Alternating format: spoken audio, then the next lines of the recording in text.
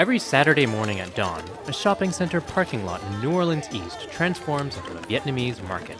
Yeah, squash, lalot, rhodei, bitter melon, gourd, Malabar spinach. Malabar spinach. My tour guide, Peter Nguyen, is a community leader for Vietnamese immigrants living in New Orleans. This is steamed gluten rice with mushroom and pork inside. Yummy. The market is a town square for the city's 25,000 Vietnamese people.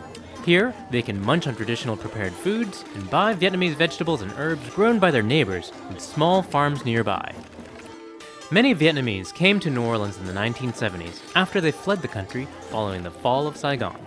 Their new city's balmy weather felt a lot like home, and it turned out to be an ideal place to do what they knew best: fishing and farming.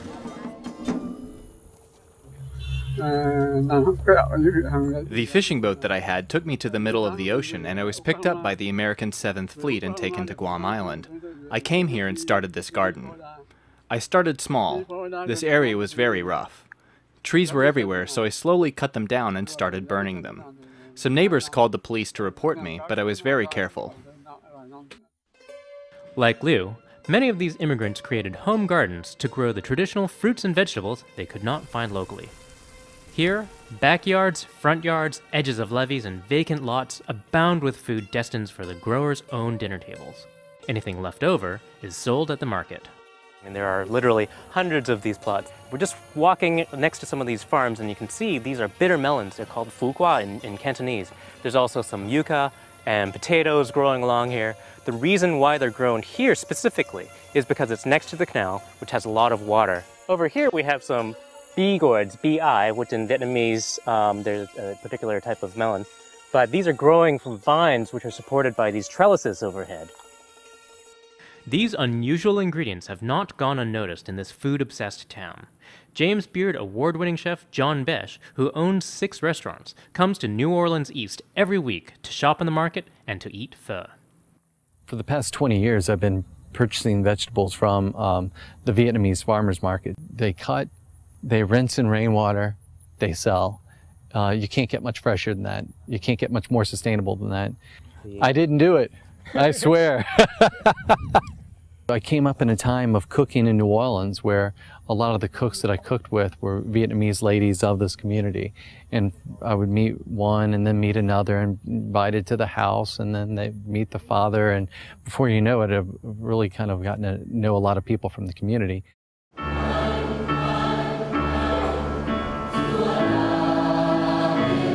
Father Vien is a pastor of the Mary Queen of Vietnam Church.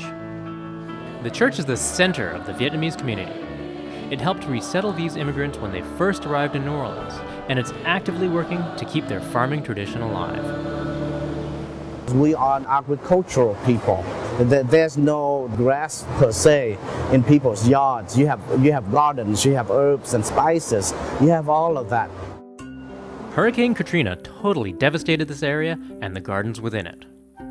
The Vietnamese rebounded quickly, and with the spirit of renewal came a new dream: to combine all of these family gardens into one central, sustainable urban farm and market to serve as the heart of a community and as a source of income for its residents. People like John Besh, Peter Nguyen, and Father Vien have been working with the Mary Queen of Vietnam Community Development Corporation to make that dream a reality. It was the question of how are we going to sell our products? That was the concern of my people, that they can grow it, but where they can sell it. And so I promised them that I will find an outlet. And then at the same time, John Bash heard about us, what we were trying to do. He said, let's do it together. What I wanted to do was prompt some of the rebuilding efforts here in this area that was terribly affected by the storm. You know, we're spending about $5 million a year just on groceries, and I'd like to spend about as much of that here locally as I can. I just look forward to the next chapter of taking it even farther, and hopefully one day seeing about 80% of our fruits and vegetables come from this locale. The plan is to have 28 acres of space to accommodate personal gardens, an area to raise livestock, and land to grow produce for local chefs like John Besh. The community has enlisted several universities and design firms to help make this farm as sustainable as possible while still maintaining some traditional growing practices. The hope is that the new endeavor will attract the young Vietnamese and thus ensure the passing down of this long-standing cultural tradition. The youth are seeing this farming as hard work, not a lot of money. You can't live on it. But the elders seeing it differently. It's extra income. This is also a great hobby. I was talking to some farmers out here just the other day, husband and wife. They do this every morning from 5 a.m. until 7. It's the coolest part of the day, and so they're out here walking hand in hand right down the dirt path. And I think we just saw some of the other farmers taking some of their squash and whatnot, taking them home. And this is what they eat. This is how they live. It is the issue of my people sustaining their farming practices. Agriculture is us, as you can see when you walk around this community. What we are talking about here is just an articulation of who we are as a people.